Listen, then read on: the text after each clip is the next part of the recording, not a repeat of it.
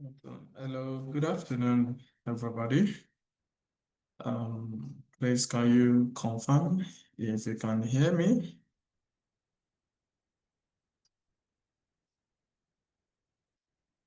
Yeah, please. Am I audible, please? All right. Thank you very much. So, all right, thank you. Thank you. We'll just give us a few more minutes. Maybe in the next 2, 3 minutes or a kickstart. So we are waiting for more participants to join the call.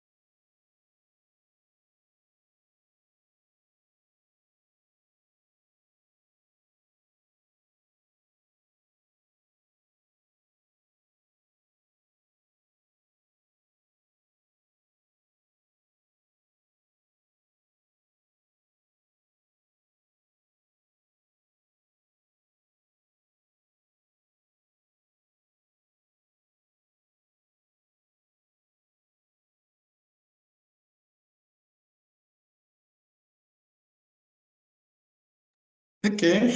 Um, I think we have to kickstart. So good evening once again, everybody. Please, can you confirm if you can still hear me?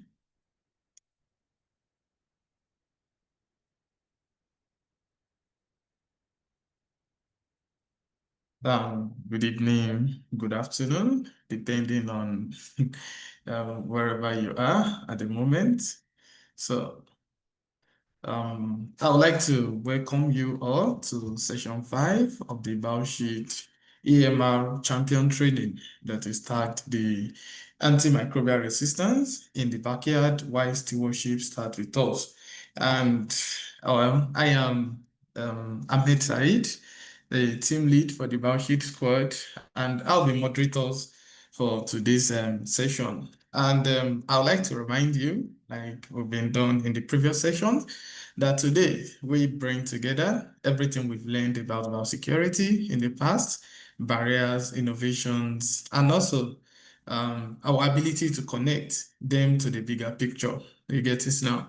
And we all know antimicrobial resistance in poultry system is our major target for this training. And our goal for the particular hour today is practical to actually understand how antimicrobial resistance develop and spread on farms, and to live with clear example and a clear, simple message we can share with our farmers in our various community.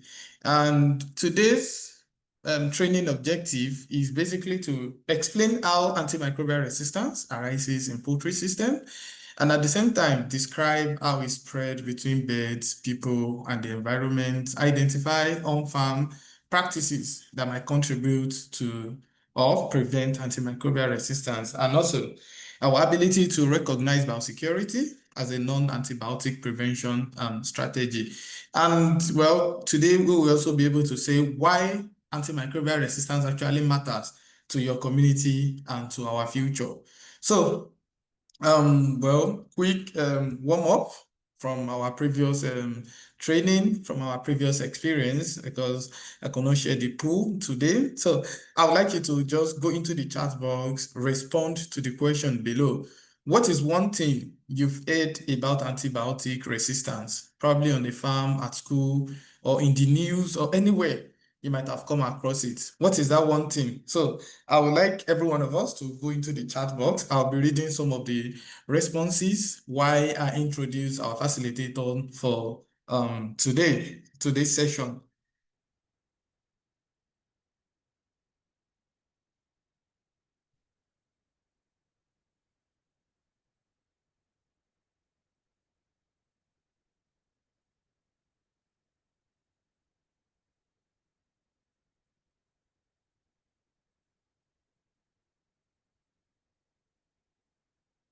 Yes, I just typed the question in the chat box now. So I'll be expecting as much responses as possible. Yes, okay. So what is that one thing you've heard about antibiotic resistance, probably on a farm, at school, or in the news, or anywhere within your community? I just want a very short and straightforward answer. Just anything. There's no right answer and there's no wrong answer. We're all here to learn. We're all here to improve. So I'll be reading some of the responses. Musa said misuse of antibiotics when microorganisms stop responding to medicine. You can see Amarachi responding that antimicrobial resistance is actually a silent pandemic that if care is not taken, might kill a lot of us. I'm seeing a lot of responses. It's death of people due to AMR. Antimicrobial resistance is silent pandemic. I have heard that, so keep it coming. Disease not responding to drugs. Bacteria can develop and share antibiotic resistance. Development of resistant gene in microorganism. So keep it coming. Keep it coming. I like as the fact that everybody's bringing different perspectives. Yes, bacteria can develop and share antibiotic resistance rapidly, making infection harder to treat. Yes, Rita, antimicrobial resistance is a global health threat. Yes, I like that. George, development of resistant gene in organism. So while we all respond in the chat box, I would like to introduce our distinguished speaker for today's session. He's a man of honor, and he is Dr. Ismail Ayoade Odetokun, a distinguished academic and a leading expert in the critical field of food safety, infectious disease epidemiology, and antimicrobial resistance. And is an associate professor in the Department of Veterinary Public Health and Preventive Medicine at the distinguished University of Ilorin in Kwara State, Nigeria. He is at the forefront of the globally significant One Health initiative, which emphasizes the interconnectedness of human, animal, and environmental health. His work, which spanned research and teaching, directly addresses some of the most pressing public health challenges of our time, from understanding the spread of pathogens to combating the growing threat of drug resistance infection. And Dr. Ismail Odetokun is a prolific scholar with a comprehensive educational background. He holds a DVM, which is Doctor of Veterinary Medicine, Master of Veterinary Public Health, and a PhD in veterinary public health. His expertise is globally recognized through a wide array of prestigious professional and research affiliations. He's a fellow of the College of Veterinary Surgeons, Nigeria, and American Society of Microbiology Science Teaching Program, demonstrating his commitment to both professional practice and education. His involvement with esteemed bodies such as the British Society for Antimicrobial Chemotherapy, the WHO, the WHO Global Foodborne Infection Network, and the Surveillance and Epidemiology of Drug Resistance Infection Consortium further solidify his standing as a key contributor to international health initiatives. Dr. Odetokun's influence extends beyond his impressive credentials and affiliation. He's a dedicated educator, scholar, and also a mentor, shaping the next generation of veterinary and public health professionals through both undergraduate and postgraduate teaching in subjects ranging from environmental health to biostatistics and epidemiology. His research interests in the areas like climate change and global health reflect a forward-thinking approach to veterinary medicine. And as a speaker, during this the ongoing Bioshield Level of Biosecurity Out AMR training campaign, he brings a wealth of knowledge and practical experience to the podium, offering invaluable insight into complex topics and inspiring action toward a safer and healthier world.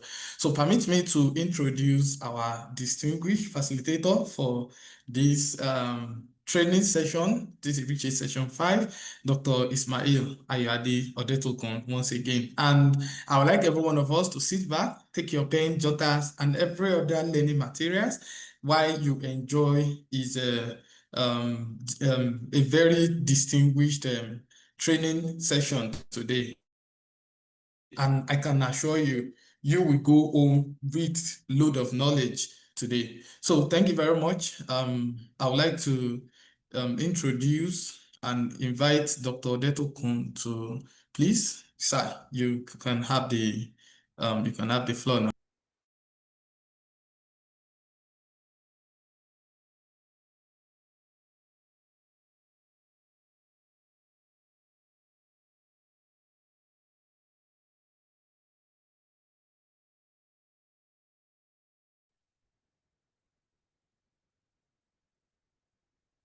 All right, good evening, everyone. Can you hear me? Yes, sir, you are loud and audible, sir. Okay, can I share my screen, please? Yes, sir, you can. You can go ahead with the sharing of the screen, sir. Oh, great.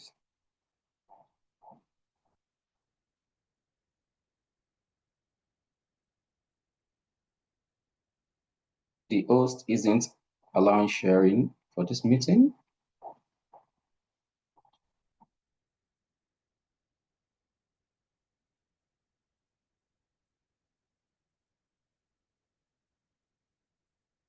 Can you check again? It is not allowing me to share my slides. Ndege, please, can you allow him to share the screen?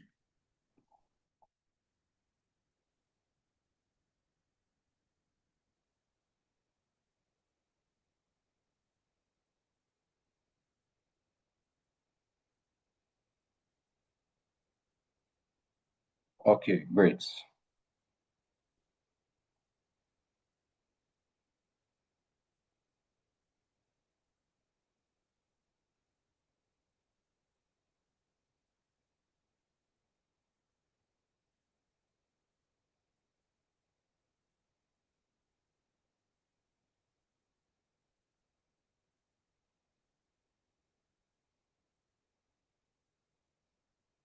Can you see my slide now? Yes, sir. Okay, great. It's, you can clearly see the slide. Yeah, thank you very much, everyone. Good afternoon, good evening, wherever we are.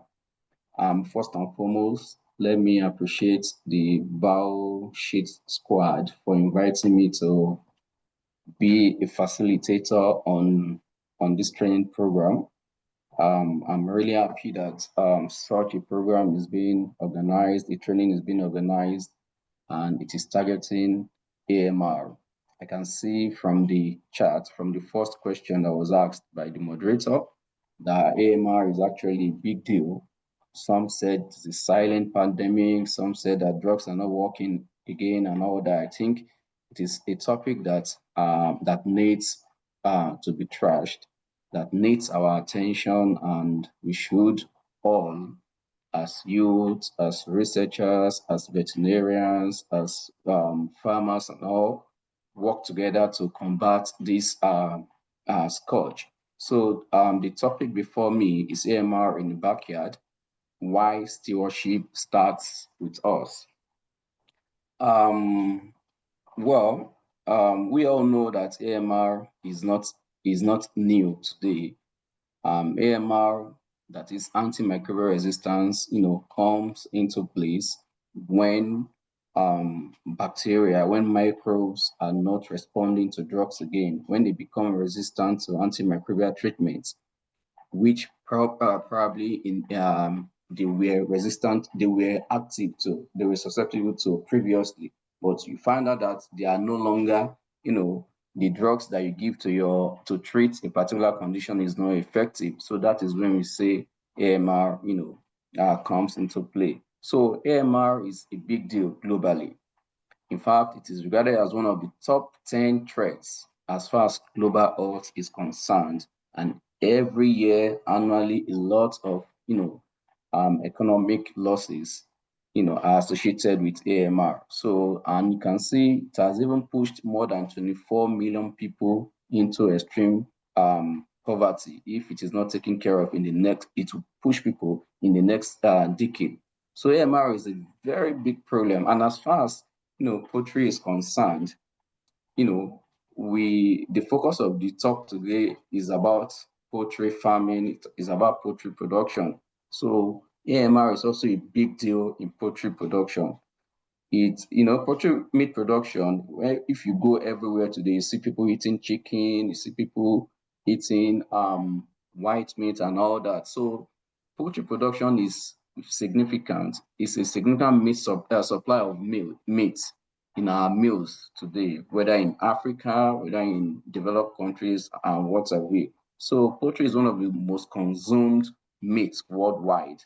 In fact, is regarded as the number one meat that is mostly consumed anywhere in the world, except in few places. So because of this, because people have flair for, because it is cheap, it is readily available, it is easy to produce, more people go into poultry production, poultry farming, and that, has led to the intensification of, poultry production everywhere in the world. And that will affect the way people use drug. That has also led to a corresponding increase, in drugs. So AMR, as we have said, is a major problem in the world today. And if care is not taken, by 2050, 10 million people will be dying annually. So that is why we shouldn't keep quiet. We shouldn't keep mute. We all should come together and tackle this problem.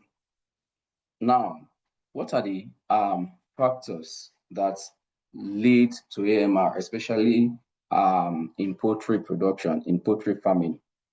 Some of these are things that are very simple. These are things that we see every day. These are things that, people might not even be conscious of, that these are things that occur every day, day in, day out, and people, don't take cognizance of them.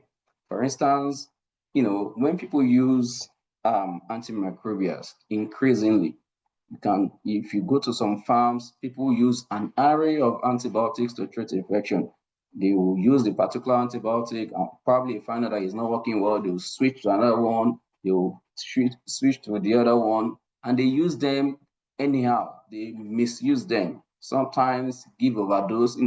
Probably a farmer that is not educated well enough might think that, oh, if I increase the amount of drug I pump into the birds, probably it will, solve the problem of the birds being sick on his farm. So there is a lot of misuse, and these are things that we see every day, day in, day out. Another problem, another factor that has, increasingly led to, the problem of AMR, antimicrobial resistance in poultry and in other balances, is lack of awareness and education. That is why I want to give it to the Bioshield team squad. They are doing well with this training, with this form of education that they are trying to enlighten us about. So in most places, people don't have very good knowledge about AMR.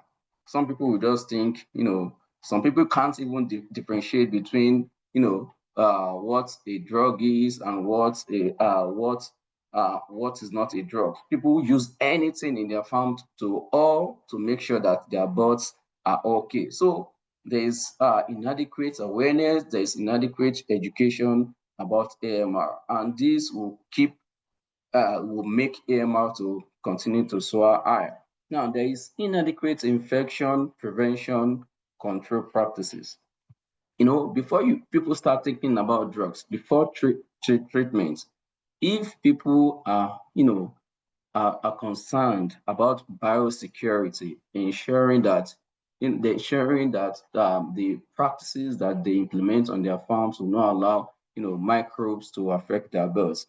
It will it will not it will not give rise to the for the fact that they need to use antibiotics to treat their birds. So because there is inadequate infection control practices, people don't have a good level of biosecurity on their farms, and this will predispose the birds to what? To various diseases. So this is another major factor. Then, as far as drug sales, the drug market in most African countries, in most developing countries or third world countries, you can just walk into a pharmacy, a drugstore, and buy drugs without prescription from a vet, without prescription from an expert. And people, even those that are selling the drugs, are not even experts. Anybody can go into the business and start selling drugs. So I've visited several, drug markets, and I've seen people with no knowledge about how drugs work, you know, coming to take antibiotics and use to treat the animals. Like I've seen people mixing vaccines together with antibiotics, together with they do all sorts of concoctions with drugs and use to treat the animals. And this will arise because we can get drugs anywhere, anytime. So people mix antibiotics in feed, in water, as growth promoters and all that. This contributes to AMR. And when they administer drugs, sometimes they don't even complete the courses. So there's a serious fight between the bacteria that cause diseases and drugs. And most of the time, when the bacteria overpowers the drug, it will lead to what? To AMR. And you can see from that picture there, this is a particular bacterial isolate that was resistant, that was very active. The plate on the left shows that the bacteria was susceptible to this panel of antibiotics, but over time, over the years, it is now becoming resistant. So that's a big problem.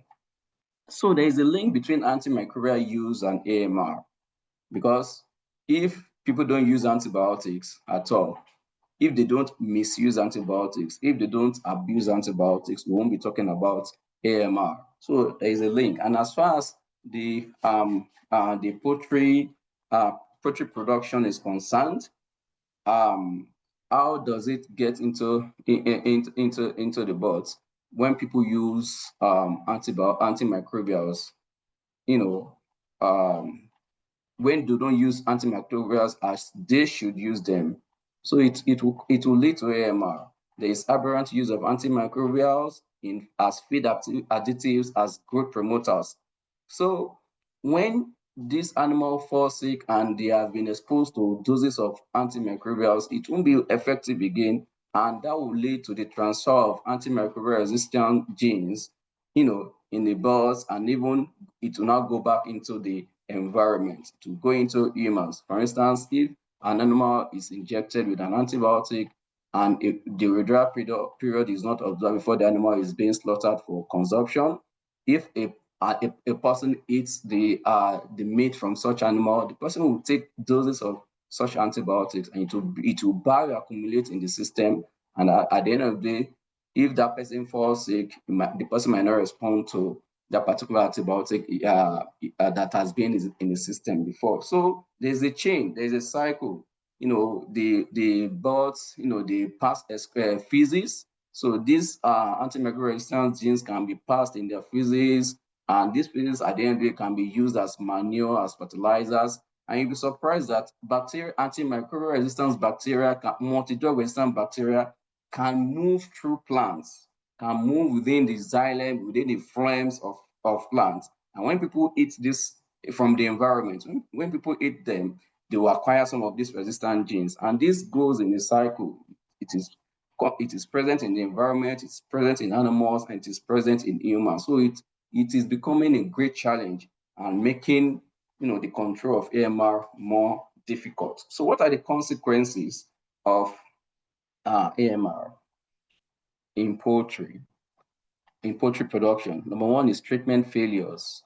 When there is antibiotic resistance, when multi-drug resistant bacteria most times have developed, so the birds will become sick. When they become sick and you treat, they won't get well. So it's a problem, and it will lead to what?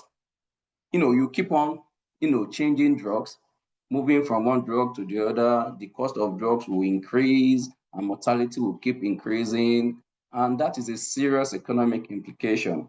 And lastly, it is a threat to public health because, as we have shown in the previous slide, it goes back to the environment, it goes back to humans, and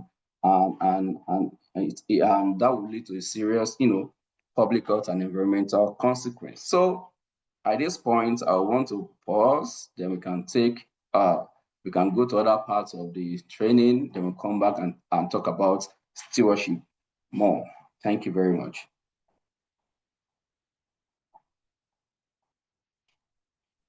All right. Thank you very much for that brief and very impactful session, Dr. Ismail Odetokun. It was short, precise, and concise. And I would say it's actually capture most of what is needed for us to know what is AMR and why does it spread. And also at the same time, it also helps us in understanding antimicrobial resistance in our backyard, why stewardship should start with every one of us, especially when we talk about the consequences of every one of us not taking the stewardship serious, which he just narrated from his wealth of experience. And if you have any question, you can just go into the chat box and type it there for our facilitator to respond to. So I'll be typing a question in the chat box again, and I'll expect every one of us to respond to it with what we've just learned about the stewardship that begin with us. So I'll be going to the chat box, please. I'm trying to type the question now. So thank you very much, sir, for the beautiful session. We really appreciate it. And it's a very impactful session. Thank you So very just much. give me a few seconds.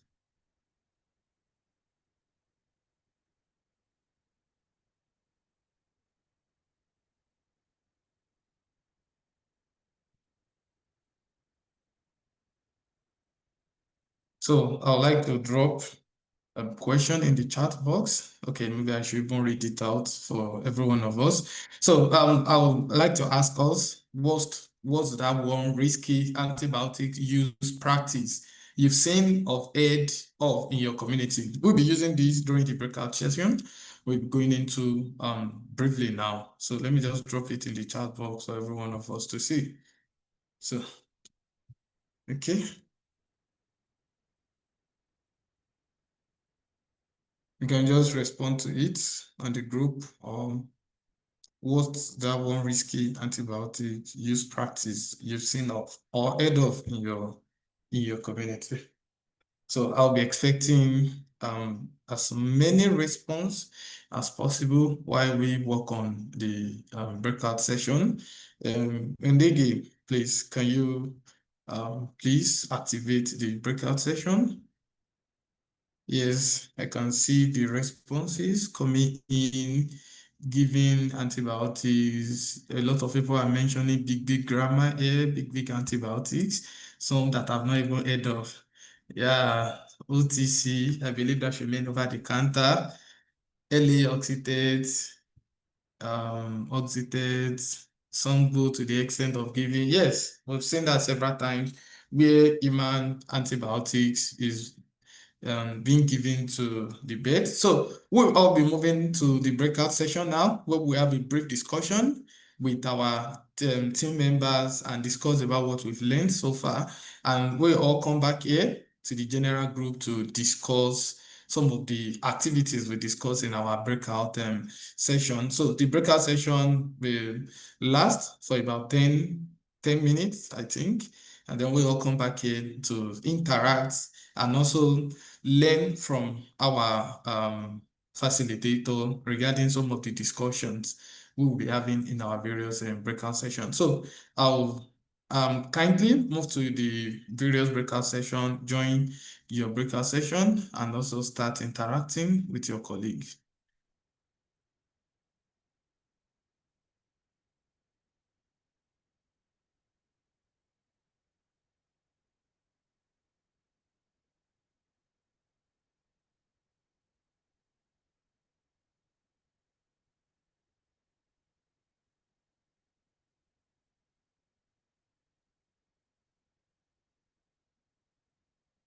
Okay, let me just paste the breakout session question here for every one of us.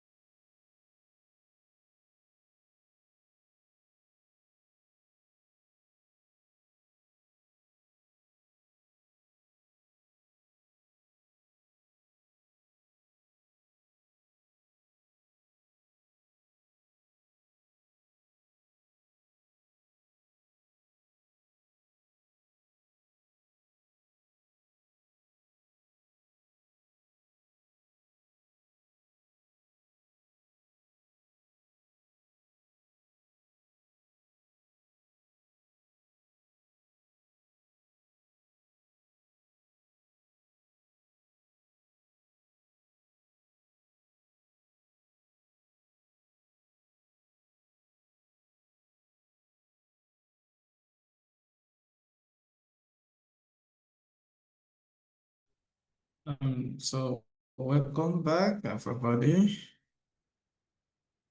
So while we wait for others to join us, I hope you had a very fruitful and a very interactive session during the breakout discussion you had with your team members, your teammates, or the people in your breakout group. So I'll be inviting, without wasting much of our time, I'll be inviting each team or each breakout group representative to come and share some quick highlights on what you discussed based on the breakout discussions questions that was sent to you. So if you are a group, if you are representing your team, just raise your hand so that I can recognize you and I can call you forward. So we should be having about 6 representatives, if I'm correct. So while that is ongoing, I'll be sharing the poll question with every one of us, or something like a poll or quiz question regarding our previous experience in like what was the most common biosecurity risk you observed during your previous visits. I intentionally let this come after we discussed the stewardship. Is all about us and is about every one of us. So George, okay, I can see George raising his hand. So I think George, you can go first. Thank you. Yeah, thank you so much. Good evening, everyone. My name is George Adongo from Kenya. I was representing Group 5 in the discussion, and these are the outcomes of our discussion. Question number 1, we delve into in what ways these practices may increase MRN risk. And we found out the following, like for example, if the farmers are using these drugs without the vet advice, it can pose a challenge because maybe they are using the wrong drug. So continuous use of the wrong drug is going to make the target microorganism to develop resistance, or maybe when you don't use the vet advice, you may end up overdosing or underdosing. So in that case, there is that continuous use of drugs which are going to make the organisms be resistant in the long run. And also another thing from Mr. Africa story, there was that rampant there is no separation of the old and the chicks. So we realized that that disease is or microorganisms are always transferred from the old to the chicks. So continuous use of this is going to make sure, or is going to make antimicrobial resistance to be rampant in the particular farm. The next question was that how will we say this? I mean, what would you say to a farmer who always adds antibiotics just in case? And our discussion came out with the following: that using the drugs just in case may not help, and instead it can be dangerous unto the flock. And we were able to say that when we put biosecurity measures well, there will be no even need to use the drugs in the farm, because that entry has been blocked. And again, just using the drugs just in case can be done away with if we really know the target organism that is affecting us. So we can't just use the drugs just in case. It is going to be more detrimental than doing good unto the farm. And the next question, which was question 3, how we can explain this simply to a farmer. And we said that we will just tell the farmer that this is a situation where the drug that we are using before to control particular microorganisms are not helping, because that particular microorganism is no longer responding to the very drug. The animals no longer respond. The microorganisms no longer respond to the drugs that were used to control it before. And the last question, uh, our communities can come in to do things differently. We found out different things, some of which are uh, using our vernacular to explain to the farmers, the target who maybe did not go to school. We can even explain it onto our vernacular languages so that they can understand. And also we found out that maybe using some visual representation like the flyers, the pictures, because a farmer can look at the picture and say and learn from it. We also found out the last one that this could be we could exploit social media like the Gen Zs or the young group, the young members of the community who really embrace social media like TikTok and all other social media platforms to disseminate this particular information, and also maybe to include these particular topics in the curriculum in the school so that it can be learned from as early as primary schools. Otherwise, thank you so much. That was the submission of Group 5 in our discussion. Thank you. Yeah, thank you very much, George, for doing justice to your team discussion. That was very impressive and educative. So thank you, Group 5, for the wonderful discussion. So I'll be moving on to Corazon Navula. Can you please unmute your mic and speak? Thank you so much. I am representing Breakout Room 8. My name is Corazon Nafula. I'm from Kenya. We had a very interesting discussion, and I'll just run through the answers that we came up with. So we thought that MR risk that will come to Mr. Africa's farm is basically because of underdosing or overdosing, because there was no vet advice. He could not seek any vet advice. And also introduction of infection to the younger flock, because Mr. Africa mixes his younger flock with the older flock, and this will introduce infection, and he'll need to constantly use antimicrobials to treat the sick birds. We also discussed from the second question just using antibiotics just in case. One of our members gave a very interesting example that you cannot just take painkillers because you foresee that you'll have a headache, and that is the same thing. So we say that the farmer should embrace using biosecurity measures in the farm, having a hand washing point, a foot bath, and also that also enlighten the farmer that antimicrobials treat a specific bacteria, and it's not just used on every disease that you have on the poultry farm. So using antimicrobials just for the case becomes abuse of the drug. Also defining antimicrobials in a simple term, and we said it's when drugs that used to work and treat a specific disease no longer do the same.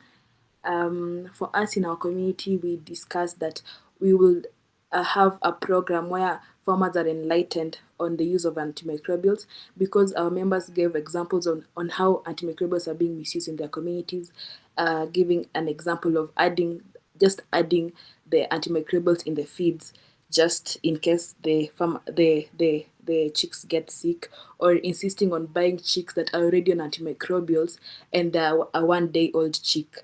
They will insist that they want the antibiotics for prophylaxis measures, and also using human medicine that was meant for humans to treat their chicks. So we'll create a program to educate them so that they know how to use the antimicrobials properly. Thank you. All right. Thank you very much, Corazon, for that beautiful summary of your group discussion. That was very impactful. And that was interesting too, the fact that a lot of team members actually contributed to that. So well done. So I'll be moving on to Rita. I think that's my group. That should be group 1. So Rita, can you go ahead? Okay, thank you, sir. Good evening, everyone. My name is Yahaya Enyojo. I'm representing Group 1. From our discussion, the first question is, in what ways do these practices increases AMR risks? So we discussed that if these birds are not properly tested and without a proper veterinary doctor diagnosis, they become resistant to the drug that they have been given, that is the antibiotics drugs, and it will also increase the risk of their sicknesses, and it will make it harmful to not just the birds but to humans and also the environment. Like what our facilitator said, that's AMR, sorry, AMU and AMR link. You know, once these birds, when they defecate, their feces now that after defecation rather, the environment, the crops that have been grown there will become resistant, will pick up these antimicrobial resistant genes and become resistant. And when human beings feed on these things now, they also become resistant to the drugs, and it will also complicate things for the humans and also the environment. The second question is, what would you say to a farmer who always adds antibiotics? So a farmer who always add antibiotics would say that antibiotics, after adding these antibiotics, it will not just make your birds to become free of this sickness. When you continuous feeding or giving them these antimicrobial drugs will make them resistant, and there is no need for prophylaxis. That's like giving them drugs. Maybe like you are anticipating a sickness and you give them the drugs to take, right? It will make them resistant to these drugs. And we will also advise the farmer that it should practice hygiene. You know, prevention is better than cure. When you practice good hygiene, you know, you prevent a lot of things. Some of these diseases that our birds get is because of the dirty environment that they live in. So we'll encourage them to practice good hygiene. And one of our team members also suggested that instead of using these antibiotics, the farmer should encourage biological control. That is, giving them microorganisms that will fight against their sicknesses rather than the antibiotics, the drugs that they take. And the second question, which is, can you explain AMR in a simple way without using technical language? If I'm to explain it to a layman, I would say this is the process whereby you become your body stops fighting. Sorry. Then if I'm to explain it in a layman term, I'll tell them that it's like it's in a case whereby you take drug for a long period of time. Then after taking this drug, the drug no longer work in the proper way that it should work. Like it stop working on the diseases or the sickness. So that's what AMR is all about. And the last question is, what is one thing your community could do differently to reduce AMR? So one thing our community would do to reduce AMR is by community awareness. You educate them on the impact of AMR. AMR will not only impact the individual alone, it will also impact the surrounding negatively. And also, you reduce, during that community awareness, you also tell them to reduce the counter drug, because most of these resistance now come from these counter drugs that we get. You just go walk into a pharmacy, you don't even know the cause of your illness, you just ask for an antibiotics and you keep taking it, and instead of doing the main work, you will just be disrupting or destroying your system. And also, we say that for the community awareness, we will also encourage the community to take ownership, because this one is not just about the community alone. It's now a personal thing. So we encourage them to work on it by themselves and to just take ownership of it, and also to seek veterinary guidance. You know, a veterinary doctor can know when to stop giving a animal a drug, but as an individual that do not even have the idea of what that do not have the idea of the this thing on how to prescribe drug, you know, you just keep giving them drug, or you even mix the drug. You feel like, okay, this drug is no longer working, let me just take another one, you know. But a veterinary doctor that have this idea now will know when to stop and when to continue. Thank you, everyone. I'm done. Thank you, Rita. for that beautiful summary of your team discussion. I hope we've been able to take one or two lessons from group one discussion. So thank you very much for that. Rita, I'll be unmuting Mujib to represent his group now. Mujib, please. Mujib Akason. Yeah, thank you. Thank you very much, sir. I am Akason Mujib from Nigeria, and my group, we discussed about the scenario that was painted on the Mr. Africa, and the questions that in what ways would you practice increase antimicrobial resistance risk?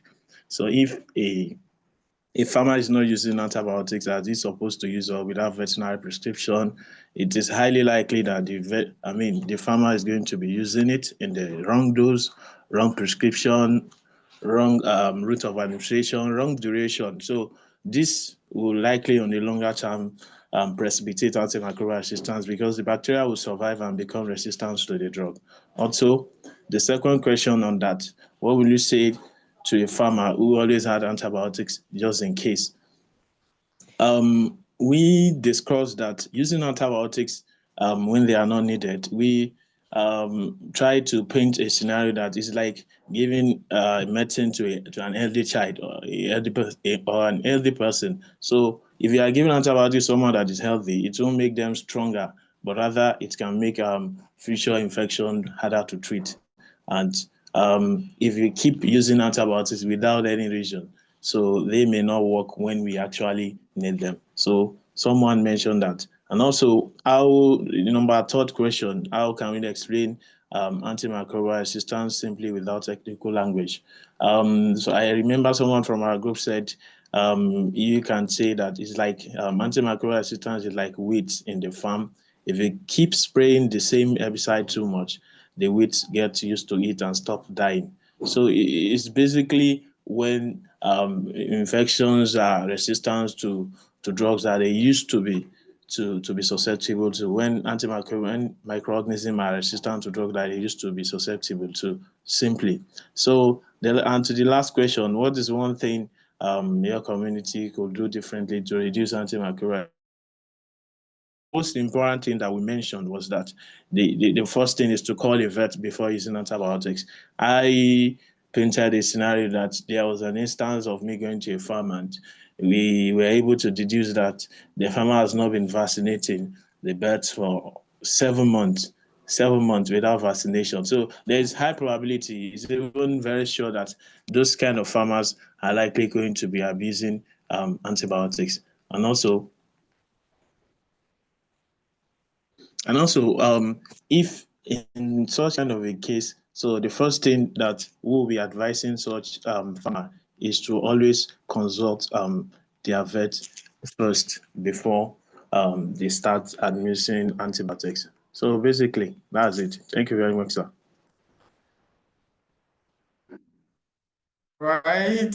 Thank you very much, Mujib, for the summary and for representing your groups, and also for giving us a concise and a precise summary of what was discussed in your group. Like we stated at the beginning of this training, that we are not just teaching you about antimicrobial resistance, we are also trying to empower you on how to become a leader, on how to become a voice for the resistance and bacteria in your various community. And the best way to do this is to take up a leadership responsibility starting from this training session. So I would like to say kudos to everyone who has been representing their groups from the beginning of the training, and gradually you are becoming the champions, you are becoming the voice, and you are becoming a leading voice in the fight against microbes. So I'll move on to Emanuela Ogbuche. Can you unmute your mic and speak and just tell us summary of what was discussed in your group?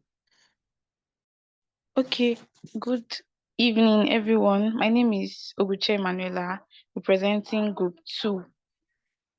So, in our group, we analyzed the questions, and the first question was, in what ways does the practice increase AMR? the practice of no separation and using antibiotics. So somebody in the group mentioned that the fact that the person is not consulting a vet before using the antibiotics, it might not actually be suffering from bacterial infections, but at the end of the day, he's giving drugs for bacteria, which when these bacteria will come, the animals will become resistant to it. And since he doesn't have any professional advice, there might be cases of misuse and overuse of the drugs, which will result in resistance by the bacteria in the long run. So the second question about what would you say to a farmer who adds antibiotics just in case? So my lecturer always says that drugs, every drug is a toxin depending on the amount you are giving.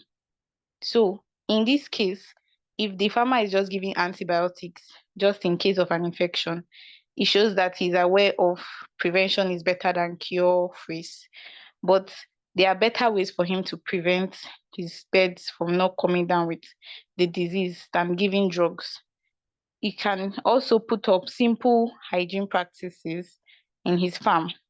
This will help increase the immune system of the birds. So when they actually come down with the disease, their immune system will help combat the disease, and they will not actually need to use antibiotics at the end of the day.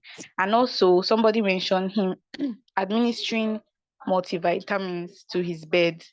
This will also help boost the immune system and prevent the animals from actually falling sick before he will need to give antibiotics. The liver is a vital organ in the body that helps to wash off some of these toxins from the body. So if he overworks the liver by administering these antibiotics prior to the infection, it's actually weaken the liver. So the liver might not be able to combat any it might become really weak. So they lead to some of the jobs it's supposed to be doing, it will not be able to do it effectively, making the birds very prone to infection and also unable to fight them by themselves, which will result in him using more antibiotics and sending that into the environment and into human population. So the third question, AMR in simple terms. So some persons mentioned that in simple terms, they will understand AMR to be when a bacteria or illnesses are not treatable with what they used to be treated with again. It's like when the bacteria or viruses put on some kind of coat, so that even if the drugs are being administered, they can just wash it off their body and they can go on causing their damage, like the picture that was pasted by the presenter earlier about how the bacteria will become very strong and then the drugs are like just there. Then the fourth question, what is one thing your community could do differently?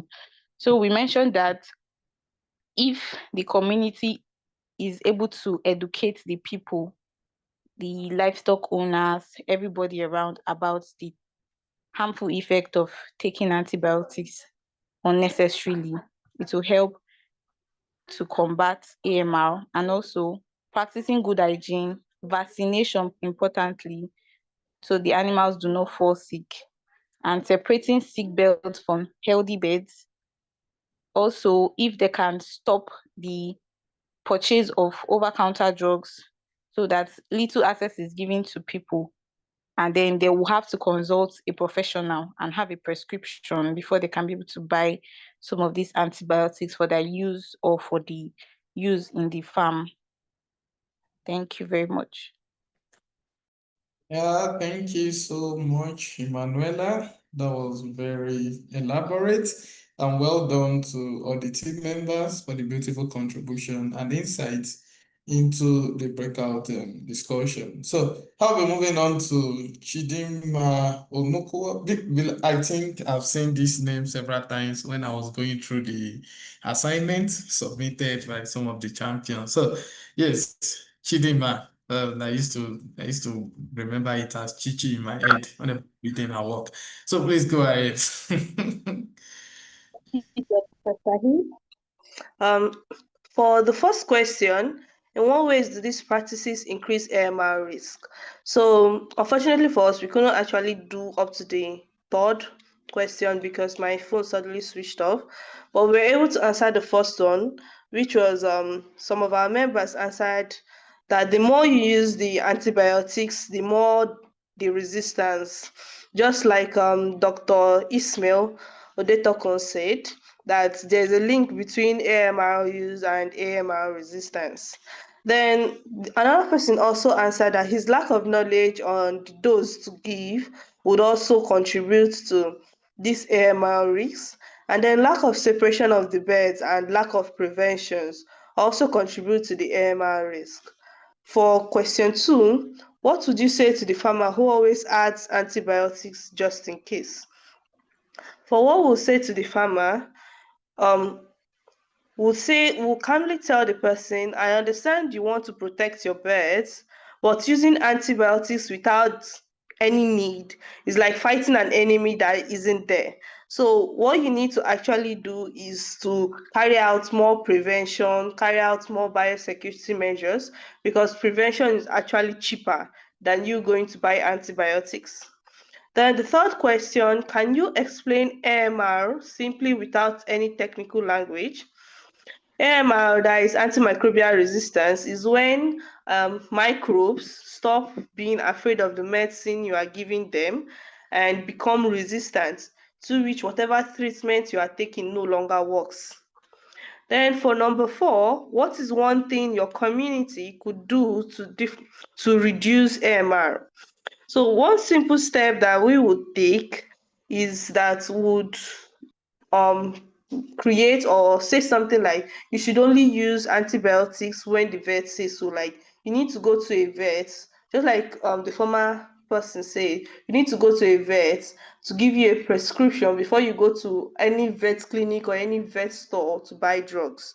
They would also tell them to focus more on good hygiene, because especially the entry points, because once the hygiene is poor, whatever diseases that come, it will just take up your flocks regardless of the treatment you are giving them. As far as hygiene continues to remain poor, if you like keep giving antibiotics, you keep on treating to the end of time.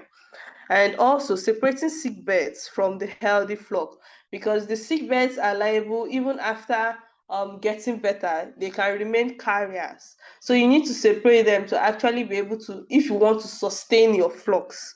And then would also tell them that prevention is actually cheaper and safer than overusing medicine. Thank you very much.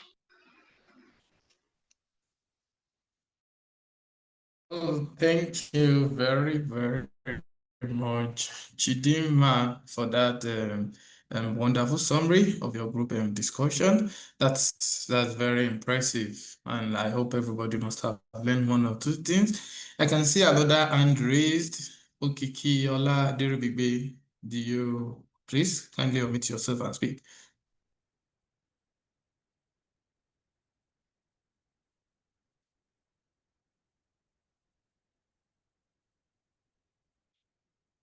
Aderibigbe Okikiola, are you representing a group or you have a question to ask? Please go ahead. Okay, I think you put down the hand already. So thank you very much, everybody, for representing your group. And like I stated earlier, it is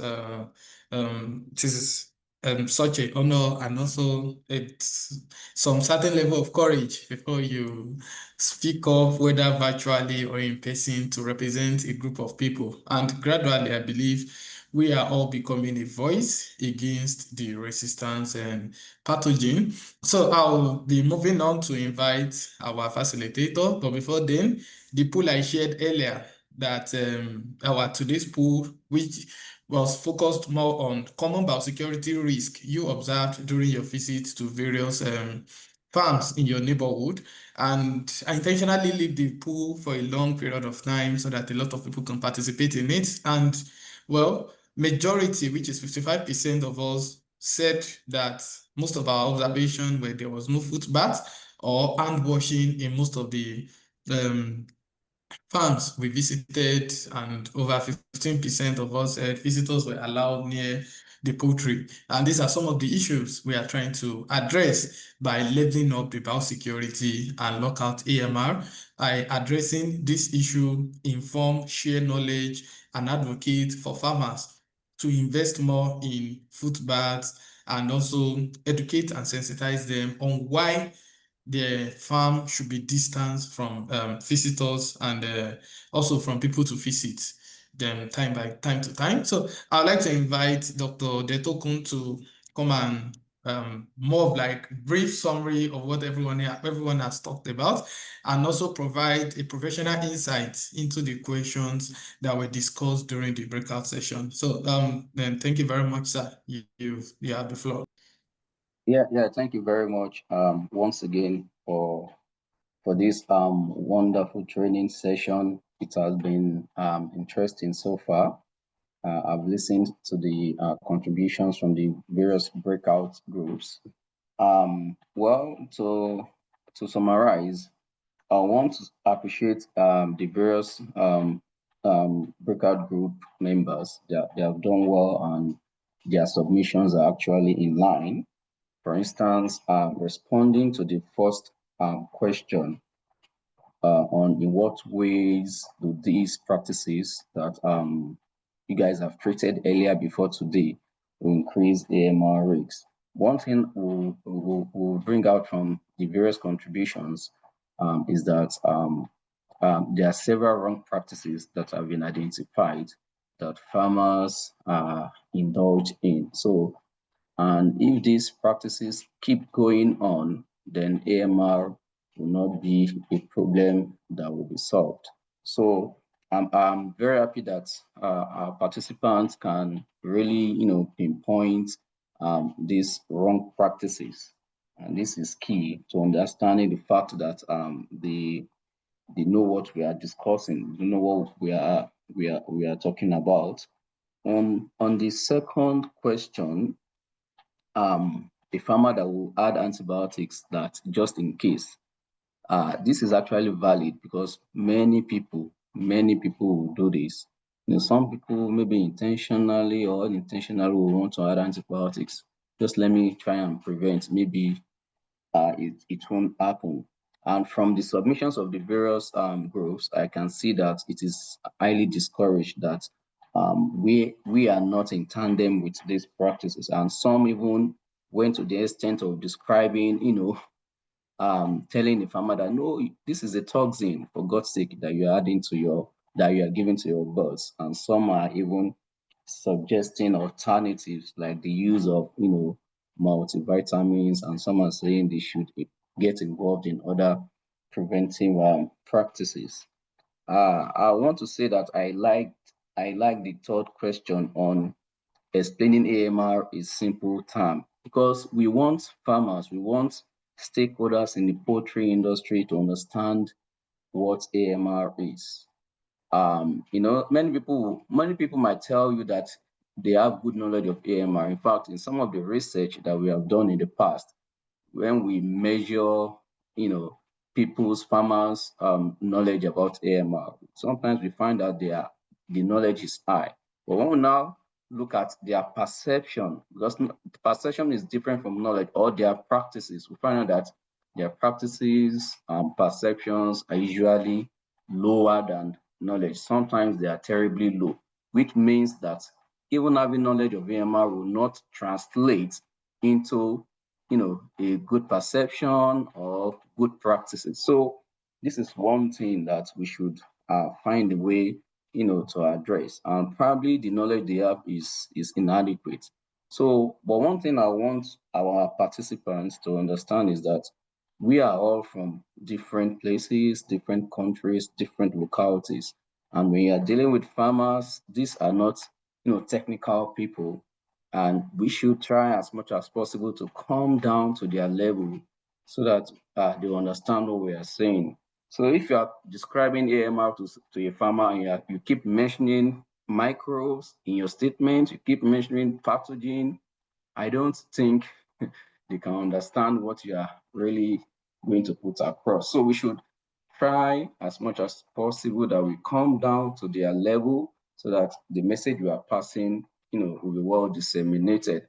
And in fact, I want to encourage us, wherever we are, let's try and communicate to these farmers, find a way to communicate to these farmers using our local dialects, our local languages, so that, that might, push the information to them better and they will understand better. So we should learn to do that.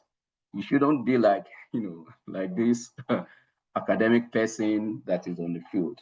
Now, on the last question on one thing your community will want to do differently, I can see that the majority of the groups are keen about awareness, and that is really key.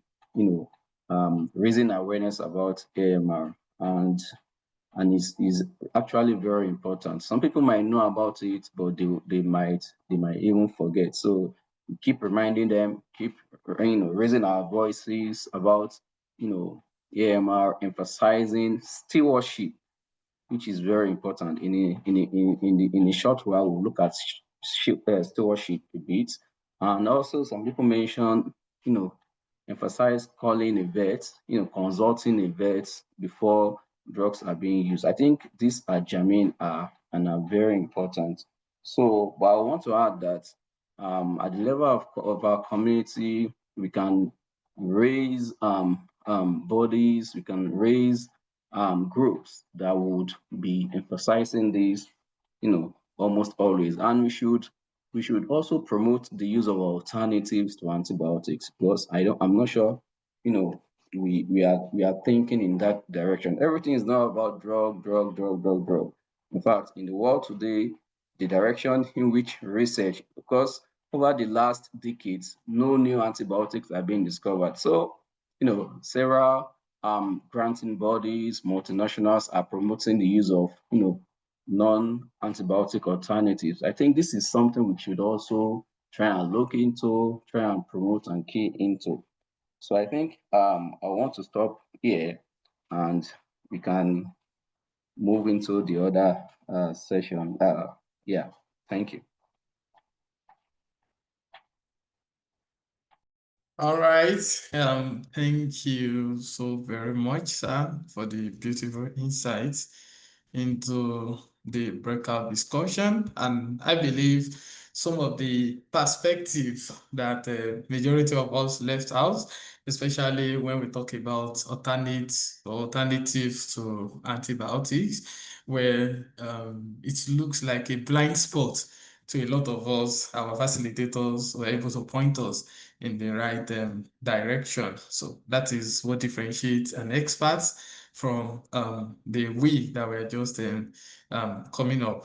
So thank you very much, sir, Dr.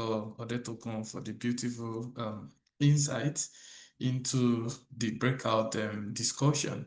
So I don't know if anybody would like to ask Dr. Odetokun any question before we round up the session. If you have any question, you can just raise your hand so that I can recognize you. Sorry. Yes. If you have any question for our facilitator, you can just raise your hand. Okay. Musa Usman, Waris. Okay, so Musa, please go ahead. Okay. Good evening, sir. Thank you so much for giving us more insight on antimicrobial resistance.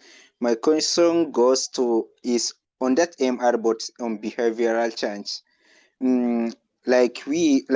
After we make the awareness, we know that people's attitudes or behavior are difficult sometimes. You can make them, enlighten them, and give them awareness on them, but actually they won't use due to their cultural norms, or due to their cultural norms and language barrier. They can change their attitude. How can we change their attitude, like after we make that awareness? to them about that AMR? This is my question. Thank you, sir. All right, thank you very much, Musa. Even the facilitator would still like to take us through some of the points we missed during the breakout session. But then I think, do you want to answer the question one by one, or they should all ask their question, sir? I'm thinking that I should just present the few slides I have, which is focusing on stewardship. Then you can now ask the questions All after. right.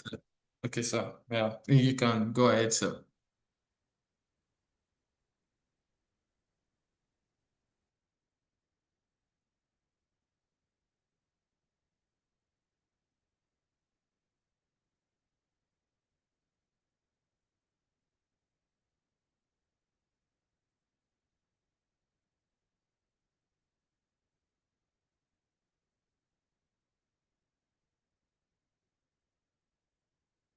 Yeah, thank you very much. We stopped earlier, so I mentioned that I will be in the second set of slides present about antimicrobial, stewardship, because that is the way to go if we want to promote responsible use of antibiotics to combat AMR. Stewardship is actually the act of taking care of something. As a layman, when you Your want to slide take is care of, not showing yet, sir. oh, Yeah, you're let not me displaying the slide, sir. let me stop and reshare.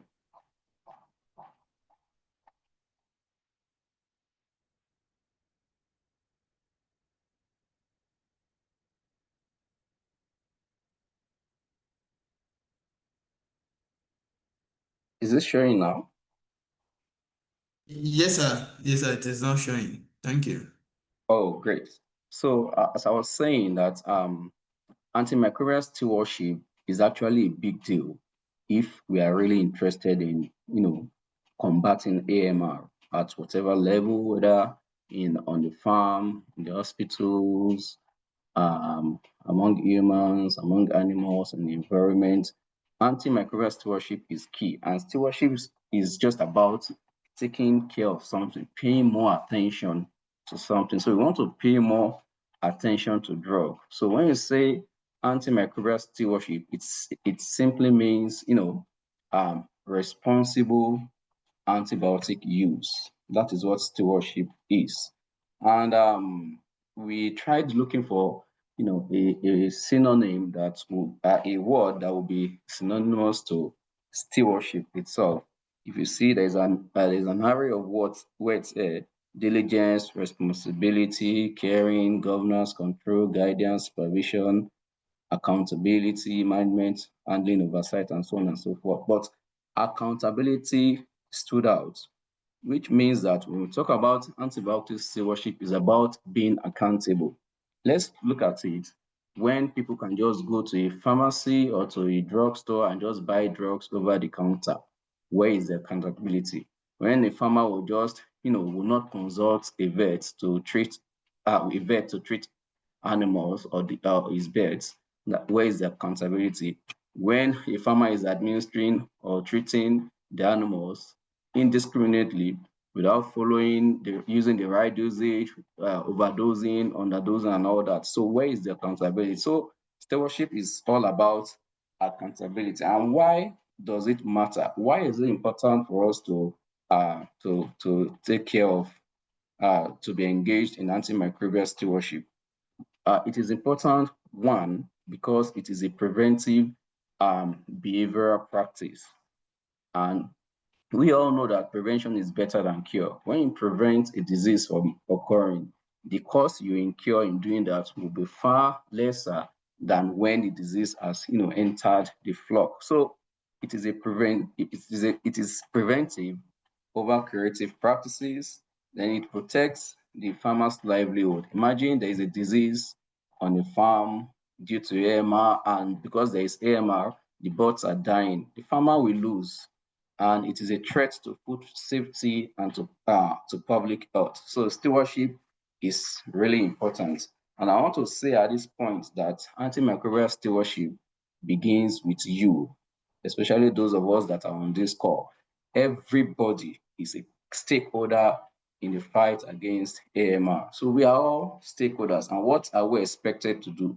What should we do? Why is this very important? And why should we consider this, as a key thing that we must ensure? Stewardship is actually a mindset. I told you earlier that, some people can be knowledgeable. They can know that, using too much antibiotics is not good, and they still use that. So it's being mindful of what you are doing. It's a mindset. If people have the right mindset to change things, then we'll see the changes that we desire. So stewardship is a mindset, and it concerns everybody.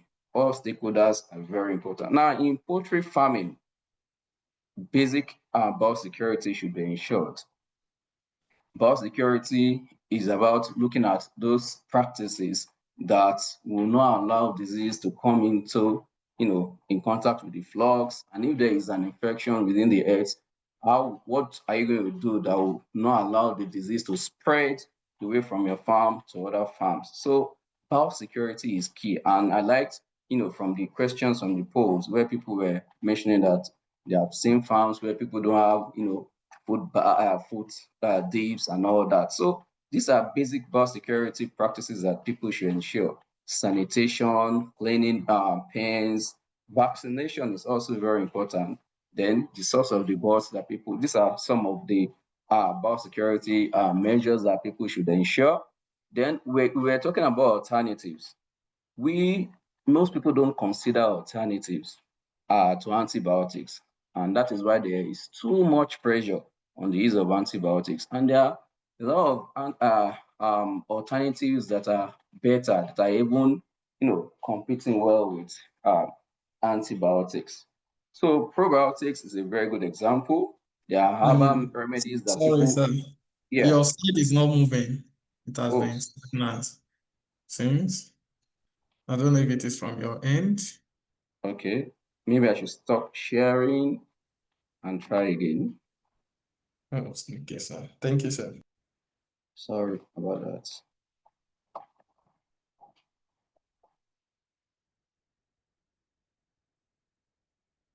Oh, yes. We can see the slide now.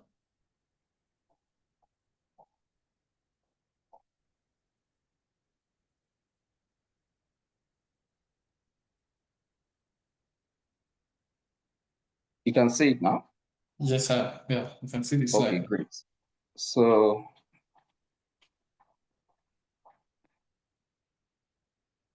is it moving?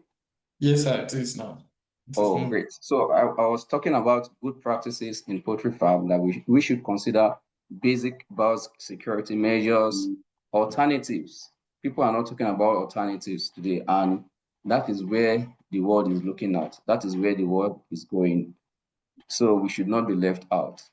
Recently, we won a grant that the funders want us to develop alternatives to the use of antimicrobials in poultry, in fish production, and also in ruminant production.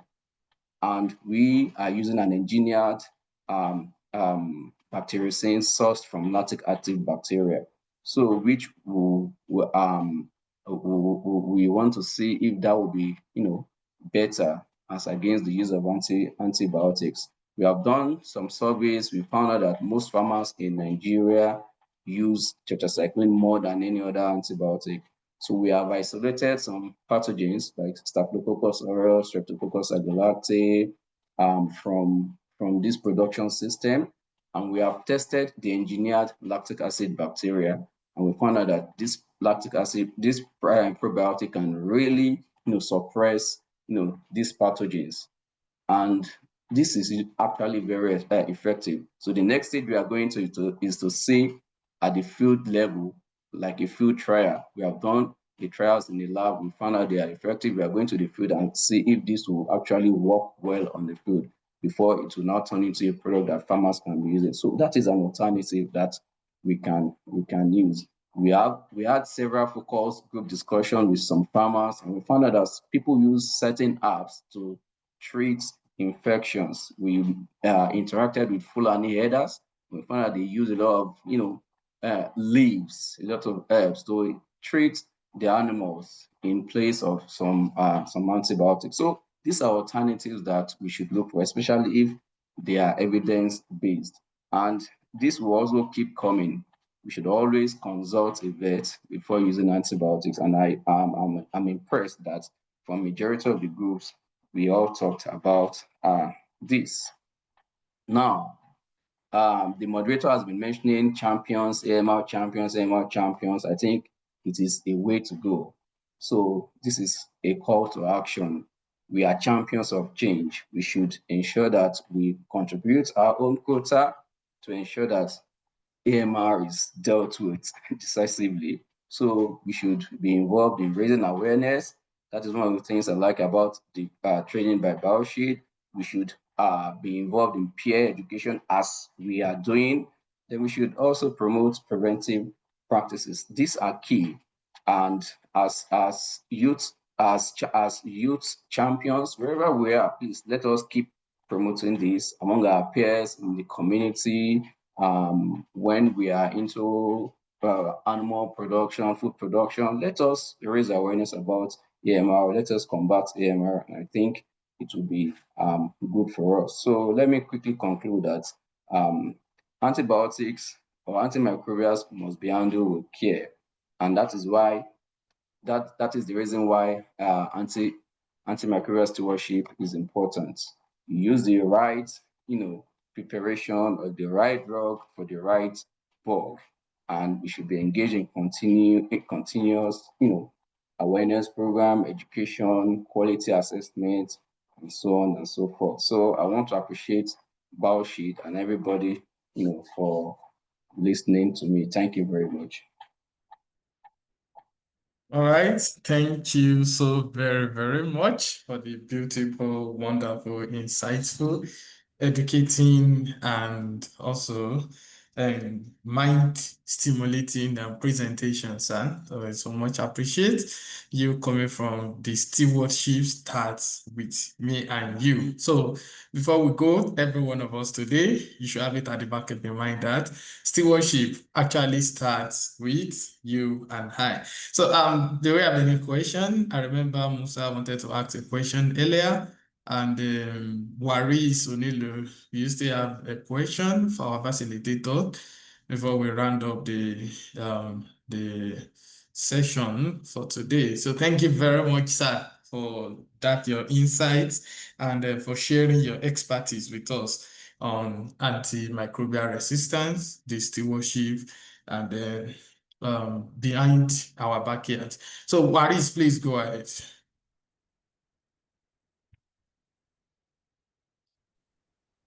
Good evening. My question is that I don't really get the concept of probiotic. So I know antibiotics, but there's this stewardship program that I attended. So they kept on talking about probiotics. So I want to know the relationship between probiotic and antibiotic. Thank you, sir. Right. Thank you very much for the question, Waris. Sir, do you want to answer the question or they should ask all the question together? I think we can take all together, so let the others ask, then you can take everything together. Okay, George, please go ahead and ask your question. Okay, thank you so much, our presenter, for that. That was so powerful, and I'm coming from this with the, it is a mindset. Thank you for that. Now, my question is on the third last slide. There is something I really wanted to ask. I don't know whether you can present it once again. The third last slide about call to action. I don't know whether it is possible you share it again about the call to action so that I ask the question from there. Okay, I'll do just that now.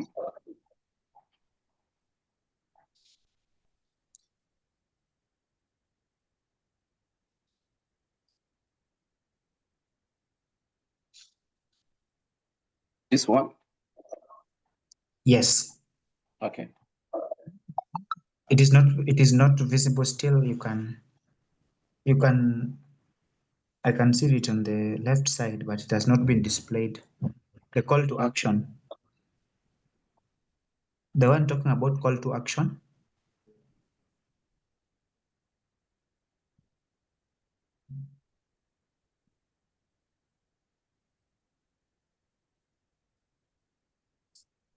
Can you see it now? Yes, Okay. exactly. Now I can see it. Now, I had a question on this particular part. Like you said that as youths we can raise awareness, peer education, promote now the preventive actions. Okay, so my background is in crop science. Now I was Your I was background trying is to what? ask, it's crop science, not in Crop animals. science. But Oh, great. yes, but I have interest in animal science, like this one which we are doing. But you realize that we are using also the antimicrobial chemicals in the crop science, right? Yeah. So I was trying to ask myself, how can we now really use now these preventive practices now in the crop science perspective, part of Okay. agriculture? Yeah. Okay. All right. Noted. Thank you. Yeah.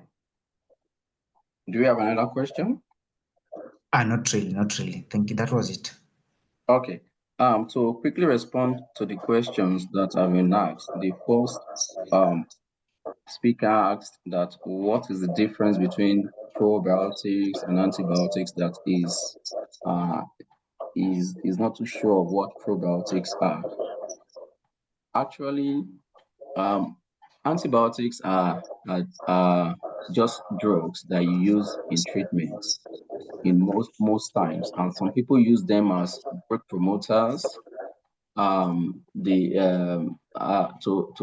improve welfare of animals so that they can grow faster, because of the intensification in livestock production that we have witnessed over the years. So antibiotics are used to actually primarily to treat diseases, to treat infections, when they are like, most of the time from external agents that can be used against, bacteria that affect animals. But when you talk about probiotics, probiotics are usually generated from what we refer to as generally regarded as safe bacterial pathogen. There are some bacterial pathogens that are harmless to humans. They are called beneficial microbes. They are useful in improving gut health, and they can also, help in eradicating bacterial pathogens. So they are really, really harmless. So and that's what probiotics do. That is what we call probiotics, because these are actually organisms, live organisms, that are beneficial to humans, that are beneficial to animals, and primarily they are used to improve gut health and to use to control disease. So pathogens, they are not pathogens at all. So don't let me say pathogens. They are not pathogens, but they are bacteria, but they are beneficial organisms. So they produce some substances, they produce some active, let me say active ingredients that can, counteract the effect of pathogens. And that is why we use them today. That is why they can be incorporated into feed, they can be administered directly to the animals, and they are very effective. So those are probiotics. And the very good one that is common is the lactic acid bacteria. Some can even be used in producing food that we eat because they are beneficial and they have no public health risks, no risk to human at individual or community level. So they are called probiotics, and they are really useful for this. I don't know if I've answered your question, unlike drugs that can be toxins, because people really say all drugs are poison sometimes. You get it? So now, the second speaker, I think George, he has a background in crop science and he's interested in AMR. The truth is that AMR is a One Earth challenge. It affects humans, it affects animals, and it even affects planetary health. Today, people are talking about a link between AMR and climate change, a link between AMR and what happens in the environment, what happens in our plants. I was in a conference in Berlin recently, and someone came, was presenting about, multi-drug resistance E. coli actually traveling through the vascular system of plants. So, and when humans take, vegetables, for instance, they will be, consuming this pathogenic organism or E. coli. So it has effect on environmental health, on plant health. And as you have said, that as far as plant health is crop farming is concerned, people use a lot of, herbicides, a lot of pesticides and all that. It is a very dangerous practice that should not be encouraged. Even here in Nigeria, I've seen farmers using, herbicides, pesticides to kill pests or herbicides to kill herbs on their farms. And one way or the other, there's residues of these pesticides and herbicides, finding their way into the ecosystem, into the food that humans consume or animals consume, and they have detrimental effects, consequential and detrimental effects on the consumers. So this is something that we should find a way to fight against. We should raise awareness about and control the effects. So I don't know if I have answered your question, but we can still meet and discuss more on it. Thank you.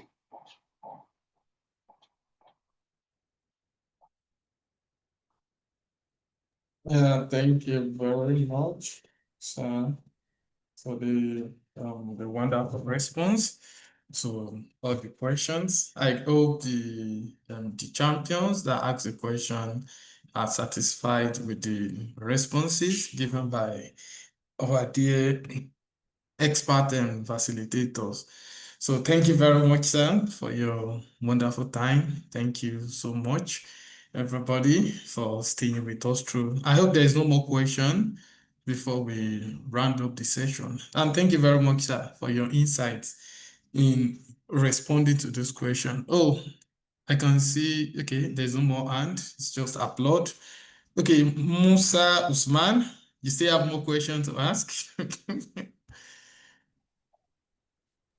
Sorry, they did not answer my question. Yeah, sorry, please. So What what's your was the question question? on? Can you repeat your question? My question is on behavioral change. Actually, after you did the accountability and the stewardship, sorry, you say about the stewardship, but my own still on that behavioral change. Like I already made the awareness on the community or on the community. So, but actually, due to the cultural norms and behavior, they still not change. They still adopt that doing the misuse of antibiotic. So, what is the solution that I'm going to do? Okay, thank you very much. The truth of the matter is that there is no single way to solving the issue. And as you have rightly identified, behavioral change is important. And if you want to change the ways of people, somebody has an habit, it means that is the thing the person is, used to doing always, and you want to change that. Number one, it might take some time. And number two, it will depend on your approach. So I think you really need to identify the best way for you to pass down your information and to for them to implement the change that you want. So, and there is no single rule or there is no particular method to achieving this. It depends on the circumstance that you find yourself. That is why for us as researcher, we go into implementation science because one thing is for us to develop a solution, as researchers in the lab or on the field after field trial. And one thing is for the end users to actually use the solution to provide that desired change that you want. So I would want to encourage you to go into like a more in-depth, approach to understanding why they are not, upholding your solution in the form of in-depth interviews, in focus group discussions, sitting down with them, coming down to their levels, interacting with them, using local languages, identifying with them. You want to change somebody's ways. This is somebody that you don't even understand the way he or she lives his life or her life. You don't understand their way of life and you want to change their way of life. Is that possible? So you really have to understand all this, understand them very well before you now, use the right implementation approach so that they can adopt your solution. And one thing that you should always understand is that when you are designing, when you want to solve someone's problem, it's always good that you consider them key stakeholders while developing the solution. You want to provide solution to a particular problem, and you are not involving the people that you want to, solve their problem. I'm not sure it's going to work, because if they are not involved, if they are not on board while you are developing that solution, it will backfire. If they are there, they can guide you. Oh, this is the way we live our life, and if you want to change this, why not do it this way, and it will be acceptable. So that is what we do in implementation science. So we should really understand, people's way of life for us to get the desired behavioral change that we want, that will solve the problem that is at hand. I don't know if I've answered your question. Yeah, thank you so very much, sir, for that beautiful response. So I guess, Musa, your question has been answered already. Also, we will be having a training session. I think that should be session 9, where we'll be talking extensively about behavioral change and mindset, not changing behavior, changing the mindset as well. So we'll be inviting speakers that will delve deep into that particular aspect of this training. So you can reserve every other questions you might have till then. So thank you very much, sir, for the beautiful response. Thank you very much for taking your time and your insight into responding to some of the questions that our champions have. So thank you very much, sir, for your time. We so much appreciate. I believe we've come to the end of today's session. Oh my God, it was a long one. I don't know if any of the team member will have one or two things to say to the champions before we call it a day here. And also, we have our photo session as usual. So I will be calling some of the team member if they have anything to say regarding today's session. Indigi, do you have anything to say?